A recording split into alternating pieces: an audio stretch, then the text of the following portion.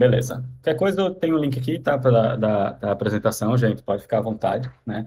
É, qual a grande ideia por trás aqui? A gente quer falar um pouquinho do Data Mesh. Eu não sei quem é familiar com o termo, então a gente vai entrar em duas grandes coisas, né? Falar o Data Mesh, falar um pouco como é que a gente está fazendo a escalabilidade de engenharia de dados aqui, tá? Então, essas são as grandes duas coisas que estamos falando. Para quem não tem noção da área de Big Data e AI na Globo, né, a gente está falando que temos parcerias com empresas, por exemplo, a Palantir, né? E nas notas do apresentador tem os links, tá? Então, a gente tem tanto parceria e usa softwares como Palantir, tem parcerias com o Google, então a gente consegue usar um bocado das ferramentas de Big Data da Cloud do Google, tá? Tem parceria com a TW, né, com a ThoughtWorks, para ajudar a gente a fazer a parte de Data Mesh, né, que são os criadores do termo Data Mesh, né, e somos apaixonados por Open Source, né? Fora isso, a gente tem mais de 100 milhões de usuários, né, que concederam o acesso aos dados, né, de navegação e etc. deles. Então, assim, estamos falando de massa de dados, né, e como vocês podem pensar, né, é algo que já passou por todas as transformações de dados possíveis, né. Então, a Globo já tem algumas décadas aí, né, fazendo plataformas digitais, né. Então, a gente tem um bocado de experiência disso e também sofre com as coisas legadas disso, né. É, explicando um pouco quem sou eu, né?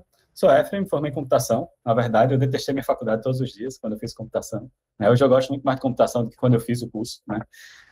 Depois fazer mestrado em otimização, fiz na Federal do Rio Grande do Sul, lá no curso de administração, né? E é engraçado que eu tentei sair da área e quando chegou lá, o pessoal, não, então tu é de computação, então vamos fazer o chame de apoio à decisão.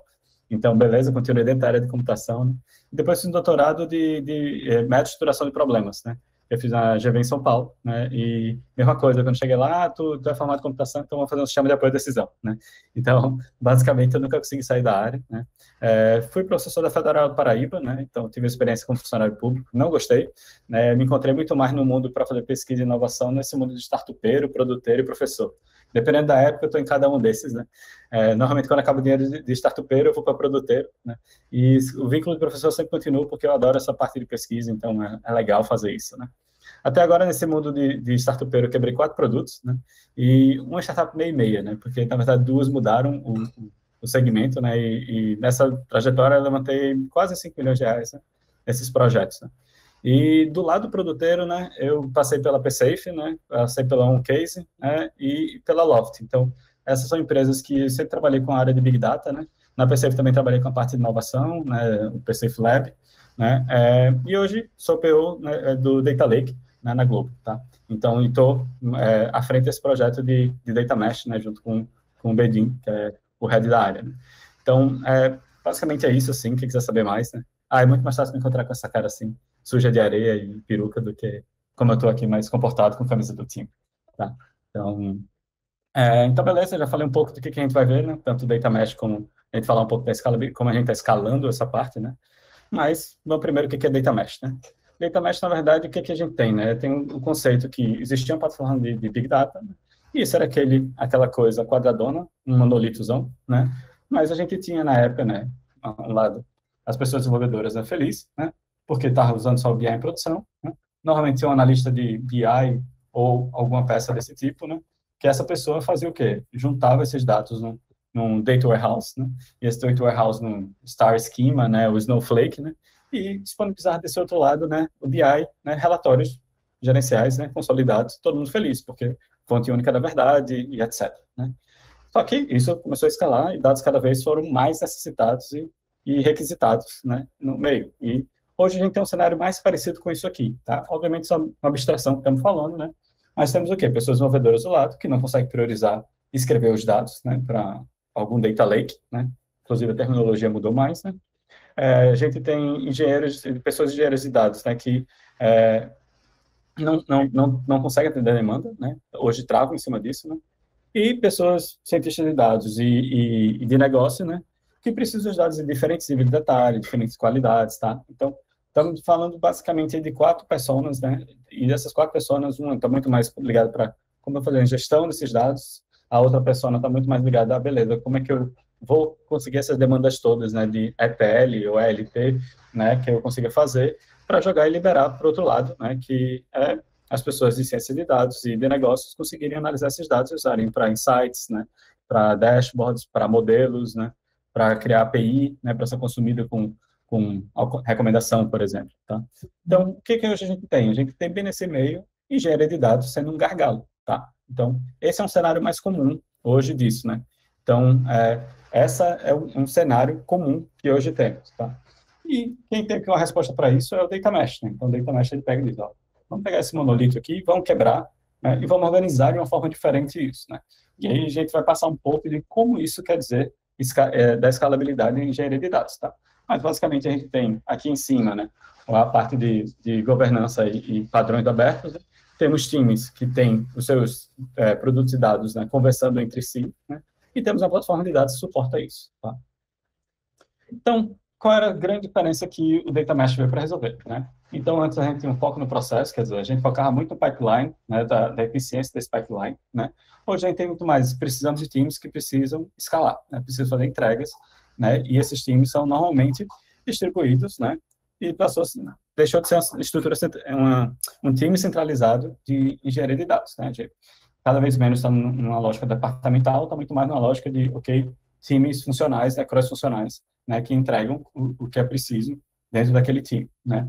A organização era muito orientada a pipeline, né, então a gente tinha pipelines, né, que demandavam muito, eram muito custosos, né, e cada vez mais a gente tem uma orientação por domínio, né, isso vem também de reflexo, né, do Domain Driven Design, né, e do Evans, né, por exemplo, e de outras coisas desse tipo, né, de como hoje a gente organiza nossos times, né.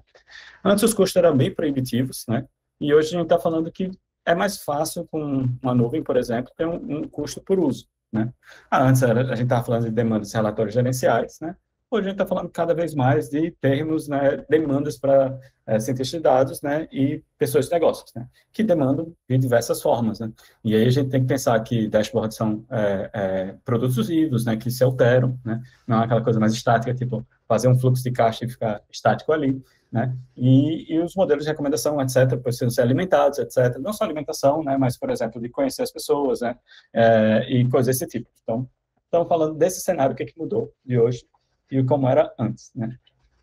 E aí vamos falar um pouquinho, né, temos esse panorama do por que o Data Mesh existe, né, e o Data Mesh tenta resolver essa pontinha de dizer, vamos tirar aquele velho problema conhecido que a gente tem, que é o monolito, que a gente já não organiza o sistema mais assim, e vamos organizar de outra forma, né, os nossos dados, né, nossa arquitetura de dados para resolver isso, né. E aí, beleza, tem toda uma abordagem de como escalar, né. Aqui, o que a gente fez? A gente pegou os 4 pilares, né, que a Zamac, né, representa, né, e estamos quebrando com um pouco do que a gente já vem descobrindo e aprendendo ao longo disso, tá? Então, bem focado na coisa de tentar trazer a prática para esse assunto, tá? Então, o primeiro pilar, que é ownership e arquitetura distribuída, né? E ownership eu não consegui uma palavra melhor para traduzir, por isso que continua assim, tá? As palavras que estão o estrangeirismo que tem, por favor, me perdoem, mas é porque realmente eu não consegui achar termos melhores, tá? Então, eu tenho ownership e a arquitetura descentralizada. A primeira coisa que a gente aprendeu é que é bom ter um único time dono, né? Uma única pessoa que representa aquilo, né? Então, qual é o grande problema, né? Normalmente a gente pegava e via, né? A gente pode ter um grande domínio, e esse grande domínio tem vários times responsáveis, né? Isso, na prática, funciona muito menos, né? Por causa do Conway Law, né? E aí, quando a gente fala do Conway Law, a gente está dizendo, pô, não é tão simples assim, né? O software acaba refletindo a organização do time, né? Então, isso impacta diretamente como a gente funciona e como o nosso software vai sair, tá? Então, essas são duas lições que são bem fortes, né? E a outra é o que a gente considera private e o que a gente considera public, né? Então, o que é nossos dados privados, nossos produtos de dados privados e o que são nossos produtos de dados públicos, tá? Então, esses dois lados pesam muito por quê? Porque a gente já falou, o time vai refletir o software, a organização que nós temos, os produtos de dados vão refletir como os times se organizam, né? E esses times vão ter que necessariamente ter um canto que eles possam dizer, ok, isso aqui eu vou mexer meus dados privados, ninguém precisa saber como está organizado aqui, mas eu vou pegar e disponibilizar isso para o resto da empresa em algum formato específico, né? Então, é como que eu faço a publicitização desses dados, né? Então, essa publicitização é isso, é pegar e dizer, ok, esses dados agora estão disponíveis para as pessoas, né? E da empresa. E essa publicitização tem um sério problema. Por quê? Porque os times vão começar a se basear e usar em cima. Quando começa a usar e se basear em cima, eu tenho que começar a respeitar o contrato, né? produto, né? Que eu vou falar um pouco mais para frente, tá? Mas é isso, agora eu não posso mais pegar e mudar a torto do jeito que eu quero, sabe? Então, eu tenho que começar agora a dizer, beleza, eu tenho que respeitar, porque senão eu quebro o pipeline de outros times, tá? E outra coisa que a gente também está tendo de lição aprendida muito forte é transferência de ownership, né? Então, como é que eu faço, consigo transferir quando muda? Por quê? Porque você está falando de organizações, organizações são coisas vivas, né? E essas coisas vivas mudam os times, né? E mudam a estrutura de como é organizada uma área, por exemplo. Então, quando isso acontece, eu também, meus domínios, tenho que seguir isso, tá? Então, a gente falou que o domínio só pode ter um único time dono, mas, ao mesmo tempo, também esse time dono pode mudar. E o time pode ter diversos domínios. Porque um time não reflete diretamente o domínio. Porque, às vezes, o time é maior do que um domínio e é melhor a gente ter domínios pequenos, né? E com conceitos mais consolidados, né? Do que a gente ter um nome que reflete, por exemplo, o time, mas que vai mudar o tempo todo, tá? Então, a gente tenta esse mix e dizer, ok, a gente tem domínios mais fixos, mas um time pode ter vários domínios, esse domínio só tem um único time dono, tá? E aí a gente entra no segundo pilar, né, que é dados como produto, né? E aí a gente está falando de dados como produto, por quê? Porque agora a gente tem que começar a tratar isso não mais como um subproduto daquilo que a gente toca no dia a dia, que é o produto, é o app, a API, etc. Tá? Então a gente diz, a gente agora precisa ter uma maturidade de produto, de dados, né? Que a gente sabe disso, né? Eu gosto de trazer uma apresentação do pessoal da Intuit, né? Tá nas notas, nas referências do apresentador, que o pessoal fala, 50% dos dados que a gente tem hoje no Data Lake são dados que não são usados para nada, tá? Então, imagina você ter 50% do software que você desenvolveu não usado para nada, tá? Então, é muito essa lógica de dizer, beleza, agora a gente precisa cuidar dos nossos dados como um produto, tá? Primeira coisa que facilita, porque uma das coisas bem difíceis de entender é o que é um produto de dados, né? Pensa igual uma API, né? Então, uma API, a gente não tem uma interface gráfica, mas a gente tem que manter do mesmo jeito como um produto, né? A gente precisa versionar, né? Então, além de versionar, o que a gente precisa? Beleza, a gente precisa deprecar, né? Então, eu agora tenho um contrato, como a gente falou antes, então esse contrato agora eu preciso respeitar, que os outros times respeitem, né? Então, os outros times usarem dos meus dados, eu preciso chegar e dizer, beleza, essa versão agora eu vou deprecar, vou dar esse tempo para você migrar para a próxima versão, tá? Então, isso nunca foi levado a sério, assim, na parte de dados, sabe? Então, todo mundo mudava à vontade, um dashboard mudava um dado disponibilizado dentro de um parquet da vida, sabe? Então, essa coisa do formato começa a ser levado muito a sério, né? E quando a gente está falando disso, a gente diz, a gente também precisa monitorar. E não é monitorar mais como a gente fala, por exemplo, de monitorar um serviço, de dizer SLA de 99%, tá? A gente está falando de monitorar coisas bem mais complicadas. A gente está falando, beleza, a gente precisa monitorar como produto. Então, eu preciso monitorar o ciclo de vida daquele produto, eu preciso entender quem são as pessoas que estão usando, se aquele produto está sendo usado, né? Então, são outras coisas também de monitoramento que a gente está falando, tá? É encarar muito mais como produto e dizer, eu preciso saber a usabilidade disso, eu preciso saber porque as pessoas estão usando isso, preciso entender a taxa de atualização que esse pessoal precisa disso, tá? E aí, um outro ponto que é super importante de lições aprendidas até agora sobre produto de dados é que ELT facilita muito isso, né? No lugar de ETL. Por quê? Porque a gente está falando que existem dois tipos de produtos, basicamente. Então, a gente tem os alinhados à origem e os alinhados ao consumo, né? Os alinhados à origem, a gente está falando de produtos que, normalmente, são times que só disponibilizam esses dados. Então, eles pegam de produção e jogam esses dados para o analítico, tá? Então, isso é bem comum, por exemplo, quando a gente usa softwares terceiros, feitos Salesforce da vida, né? Ou então, quando a gente tem um time que tem uma alta frequência, né, de uso e, na verdade, usa algum sistema de tracking para jogar isso para depois usarem nas análises. Mas não necessariamente são as pessoas que consomem esses dados. Então a gente tem o Source Aligned, né, que é essa ligada à origem, e a gente tem o Consumer Aligned, né, que é orientado ao consumo. Então, ok, orientado ao consumo, a gente está falando muito mais de uma API de Machine Learning, um notebook de Machine Learning, um dashboard, um snippet de gráfico, tá? Então, estamos falando desse outro lado, que muitas vezes pode ser desacoplado dos dois, dependendo da organização que eu tenho, né, dentro da minha estrutura, tá? Então, são duas coisas bem distintas. Como a gente já falou lá em cima, que a gente está orientado ao domínio, então a gente está falando de arquitetura loosely coupled, né? Então, é uma arquitetura desacoplada por natureza, tá? Então, é legal entender que a gente vai ter esses dois tipos de produtos. A gente vai ter o produto orientado à origem e orientado ao consumo, tá? E o terceiro pilar que a gente está atacando é infraestrutura como plataforma, né? Seguindo o método lá, né? A definição da máquina. Infraestrutura como plataforma, a gente está falando de nuvem facilita isso, tá?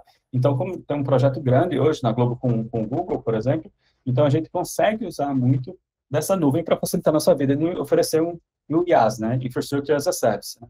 Então, essa coisa ajuda muito a gente a realmente conseguir oferecer toda uma plataforma de dados, de Big Data, né? Como um serviço que qualquer pessoa pode chegar e usar quando quiser, né?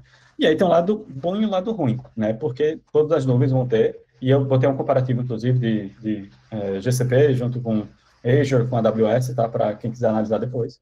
Mas facilita muito quando você visualiza igual como a nuvem organiza aquela área de Big Data deles, dos serviços deles. Então, e acaba refletindo como a gente organiza aqui dentro também, como a nuvem organiza. Então, beleza, esse é o framework, por exemplo, da Google. Então, eu particularmente gosto. Então, é legal porque assim, a gente acaba tendo serviços ligados em gestão, serviço ligado a armazenamento, serviço ligado a processamento e análise, serviço de visualização e exploração, né? Um serviço de orquestração e um serviço de data governance. Né? Como a gente pode ver, ele já está mais ou menos quebrado numa estrutura um pouco mais madura. Né? Eu vou entrar um pouco mais em detalhe depois de governança sobre isso. Né? E aí a gente fala um pouco de maturidade dos projetos. Tá? Então, como a gente estava dizendo antes, então, tem gestão, etc., então com a estrutura um pouco mais madura. Mas qual é o problema? A maturidade do software também impacta muito de como as pessoas estão comportando com aquele software, tá? Então, a gente está falando, por exemplo, tem projetos que estão focados só em gestão de dados. E aí, por isso que aquele ELT que a gente falou, tem gente que só está especializada em puxar os dados das fontes e jogar isso para uma camada raw, né? Para uma camada de dados ali. E beleza, depois eu processo, etc., seguindo um pouco de estrutura, tá? Então, eu faço só em gestão, jogo nesse storage, e depois é que eu faço a parte de processamento, tá? E tem outros projetos que estão tentando juntar tudo, né? Esses projetos estão tentando juntar tudo, ainda é complicado, tá? Porque está muito imaturo ainda a área para a gente chegar e dizer, ó, a gente consegue fazer dados juntos. Por exemplo, o que está acontecendo muito agora em governança é juntar catálogo de dados com lineage de dados, tá? Então, data catalog, data lineage. Então, é algo que está começando a se aproximar e dizer, ok, tudo bem. Mas isso é maturidade de produto, né? Às vezes vão se juntar, às vezes vão se separar. Então, é essa brincadeira que a gente tem que começar a entender na maturidade dos projetos, né? E o quarto pilar, que é a governança federada, né? E aí, por isso que eu falei dele, que eu disse que eu ia falar especificamente, né? Porque tem um ponto que é bem forte para a gente, que é acesso e uso, né? Então, se você tem uma estrutura distribuída, né? Cada time vai ter que ter a sua responsabilidade de dar o acesso e definir também o uso daquilo. Porque se você sempre for perguntar para o lado consumidor, ele vai chegar e dizer, eu quero near real time, ou eu quero real time, né? E, na verdade, muitas vezes não é necessário, tá? Se a gente está falando de um modelo que precisa prever uma matéria, beleza, a gente vai ter isso em real time. Mas se a gente está falando de um relatório gerencial, poucas vezes vai ter alguém vendo no domingo à noite. Então, um relatório desse. Então, assim, tentar entender, e por isso que a gente está dizendo que é muito como produto, né? Eu vou ter que dar aquele acesso, vou ter que tirar aquele acesso, né? Eu vou ter que dizer qual é realmente o uso e a frequência que eu vou dar para isso, tá? E aí, outro lado que é descobrível, né? Então, ser descobrível não é só ter os dados catalogados, né? Porque aí muita gente pode chegar e dizer, eu posso chegar e entrar na minha ferramenta de BigQuery, do banco de dados, né? E quando eu pegar, olhar isso e dizer, beleza, eu vejo os metadados aqui e faço uma query em cima desses metadados. Mas não é só isso, né? Eu consigo dizer qual é a fonte de dados que eu deveria consumir esses dados. Porque eu não posso pegar na camada intermediária, eu tenho que pegar a camada que está mais disponibilizada e que está melhor dados organizados, tá? Então, essa parte ser descobrível não só se trata de ter a descrição das tabelas, tá? E dos campos. Isso, dizer a maturidade, dizer quem é o time que é dono daquilo, né? Quem são as pessoas que mais usam, tá? Então, essa parte ser descobrível é que é super importante, né? É, LGPD, tá? É outra coisa que é muito forte em governança, né? E GDPR, o que seja, né? Qualquer coisa que tivemos que proteger os dados. Porque quando a gente fala de uma estrutura distribuída, a gente começa a falar, ok, temos um problema aí. Por quê? Porque a estrutura distribuída, também, o LGPD pode acabar sendo distribuído e replicado os dados, né? Com a estrutura distribuída, é normal ter alguma redundância. Mas aí, como é que a gente vai chegar e apagar os dados, né? Quando a pessoa pedir. Como é que eu vou fazer o acompanhamento de onde tem esses dados?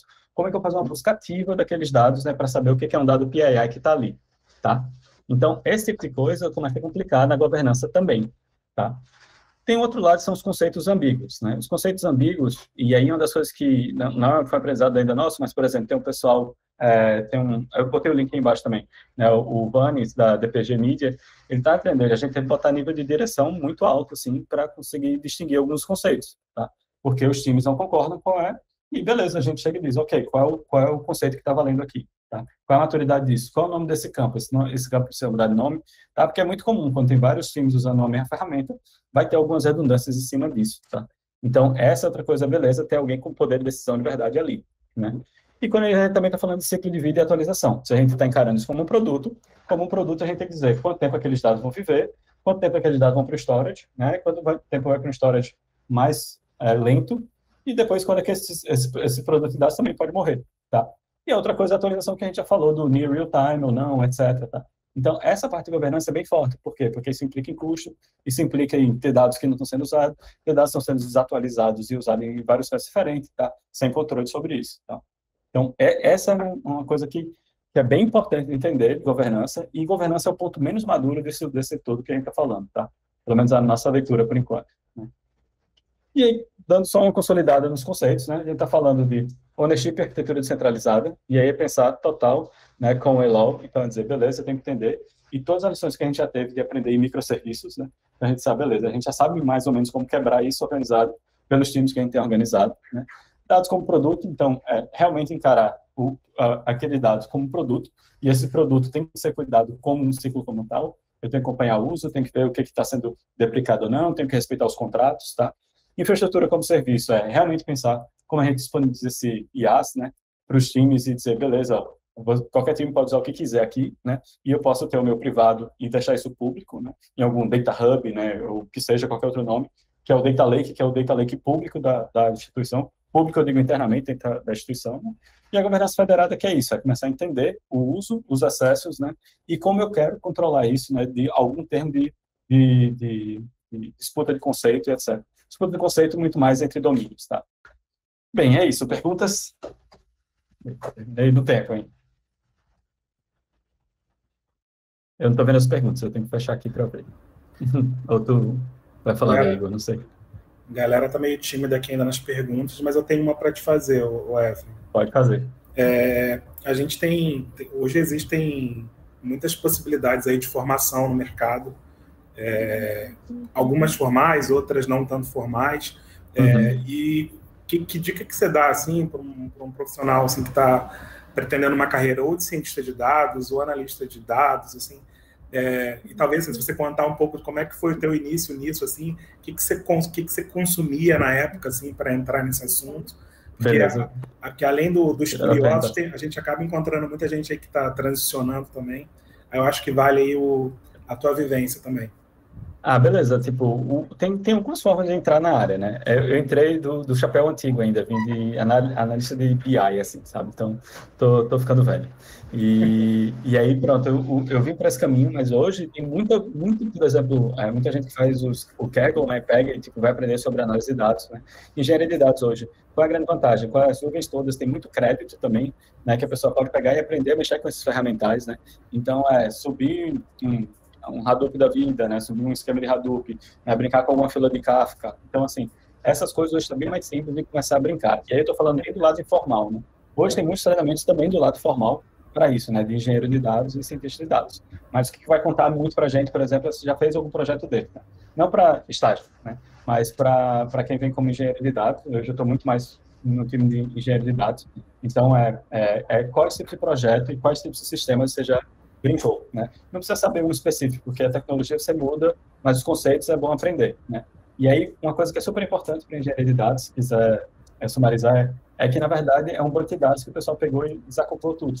Então, eu tenho a parte de processamento, eu tenho a parte de storage separado, tenho a parte de gestão, alguns eu vou querer seguir um CRUD, outras não.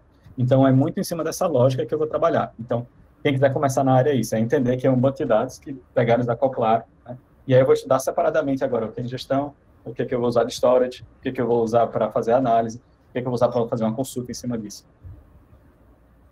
E tem uma pergunta do Caio aqui também, Efraim. Quais os recursos da GCP que vocês utilizam aí na Globo para governança de dados? Como o Data Catalog, DLP, etc. Resposta curta, todos. Né? Tipo, resposta longa, aí tem as que a gente usa mais, que usa menos. Né? Então, BQ é o principal, né? Data Catalog, com certeza.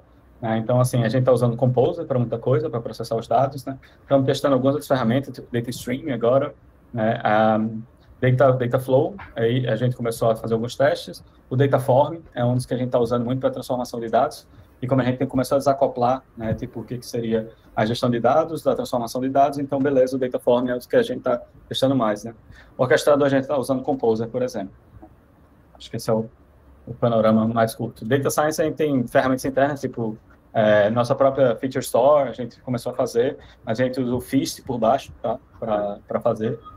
Eu não estou no time que fez, mas acabei de assistir a apresentação, por isso que eu estou sabendo qual é. O Feast fica em cima do Feast, é bucket, tá, em inglês. E o Feast, ele fica em cima do BQ, ele cria uma camada em cima do BQ que cria a Feature Store, por exemplo. Tá? Aí muito notebook, né? Então, assim, o notebook tem um bocado. E agora a gente tem muita coisa para produtizar também, esses modelos, né, virar API. Tá? Foi mal que eu estou olhando o tempo para não estourar demais. Então, mais uma pergunta aqui do Lucas, ó.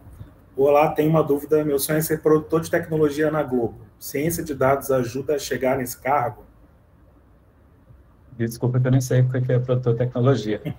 Eu não sei se posso ajudar com isso. Mas eu não sei mesmo. Essa não vou arriscar responder, não. Eu posso te ajudar aí a responder? Da minha perspectiva aí, você me complementa aí, Efraim. Aqui na Globo, Lucas, você vai encontrar hoje uma pessoa que trabalha com dados em qualquer área aqui da Globo, inclusive fora da tecnologia. Então, aqui dentro da nossa área, aqui, existe uma pessoa que cuida desses dados aí que vem ou das nossas redes aí que vem para a Globo, ou dos eventos aí como esse que a gente que a gente participa, ou que a gente se relaciona. O fato é que é uma competência assim que é transversal assim, e hoje ela furou a bolha da tecnologia totalmente. Então, assim, eu também aqui um produtor de tecnologia na Globo pode ser muita coisa. Isso aí a gente pode conversar aí num outro momento contigo sobre isso, mas o que eu posso te adiantar é isso, assim, dados, cara, é uma informação hoje que move uma empresa assim como a Globo, qualquer empresa assim que a gente se compare. Falei assim, besteira? Não, só explicando, é porque ser literado em dados, aí não, a gente vai ter muita gente, só que a gente juntou ali no bolo, tipo, pessoas de negócio, tá? E, por exemplo, pessoas de ciência de dados também têm o seu perfil, né, que alguns vão ter mais produtizar modelos, outros vão ter muito mais conseguir fazer análises mais profundas, né? Outros vão ter análise muito mais próxima da academia, sabe? Então, assim, vai ter vários tipos também de pessoas dentro disso, tá? A gente está falando de uma área com algumas centenas de pessoas aqui dentro. Estou quase me formando em estatística. Alguma dica de como se preparar para um processo seletivo na Globo ou algum ponto específico para buscar desenvolver mais? Se for estágio, a gente está sempre procurando, tá? Então, assim, e o problema é que estatística, aí tu só tem que saber qual lado tu quer seguir. Se quer seguir ciências de dados ou engenharia de dados, né? Então, acho que são os dois maiores que tem aqui, né? E aí, beleza. Tipo, por exemplo, recentemente conversei com algumas pessoas de estatística e essas pessoas estavam muito mais inclinadas à ciência de dados, né? Então, temos vagas abertas para isso aí, então. E uma última aqui para a gente fechar. Não tem o nome da pessoa, está como anônimo, mas quais as linguagens que vocês mais utilizam no dia a dia para Data Science? Data Science Python, tá? Mas também tem muita coisa. Dataform, por exemplo, a gente aceita SQL e JavaScript, mas ciência de dados também vai usar muito SQL. SQL e Python acho que são as mais fortes. Beleza. Mas não são as únicas, foi mal. São as principais, né? Exato. Beleza. Bom, pessoal, então a gente está caminhando aqui para o fim aqui da talk do Efraim. Queria te agradecer aí, Efraim, por ter aceito aí o nosso convite em estar com a gente aí, principalmente abrindo aí a edição do TDC. E lembrando aí para a galera que chegou no meio aí da fala do Efraim, todas essas talks estão sendo gravadas e a gente vai disponibilizar numa playlist específica dessa edição do TDC lá no YouTube do Vem Pra Globo. Aí vocês podem compartilhar aí para todo mundo. Tem muita gente que já fica esperando por isso, porque está trabalhando na hora do evento. Então, assim que fechar o evento, a gente vai subir isso tudo lá e divulga para todo mundo. E a gente continua interagindo com vocês aí nas nossas redes. Efraim, obrigado aí de novo, cara. Obrigado a vocês e fica à vontade. Quem quiser só me procurar. Efraim não é um nome tão comum, então é fácil de achar em qualquer canto aí. Eu uso muito o LinkedIn, então, por favor, fique à vontade e fala por lá. Beleza. Tchau, gente. Obrigado.